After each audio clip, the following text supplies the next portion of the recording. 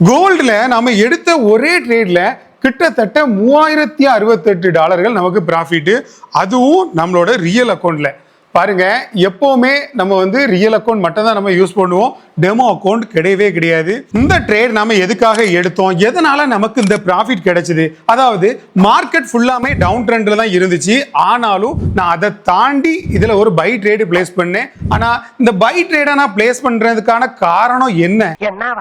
3000க்கு அதிகமான dollar profit கிடைச்ச இந்த ட்ரேடை நான் பிளேஸ் பண்ண இடம் அப்படிங்கிறத கரெக்டாக பார்த்தோம் அப்படின்னா, கரெக்டாக நான் இதில் ரவுண்ட் போட்டிருக்கேன் பாருங்க. இந்த இடத்துல தான் நமக்கான அந்த ட்ரேடை பிளேஸ் பண்ணதுக்கான வாய்ப்புகள் கிடைச்சது.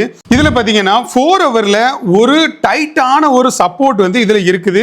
இந்த ஒரு சப்போர்ட்டை மெயின்டைன் பண்ணி தான் நான் இந்த இடத்துல ட்ரேடை பிளேஸ் பண்ணது. ட்ரேடை பிளேஸ் பண்ணி கிட்டத்தட்ட ஒரு 10 நிமிஷத்துலேயே நம்மளோட டேக் ப்ராஃபிட் ஹிட் ஆகி போச்சு.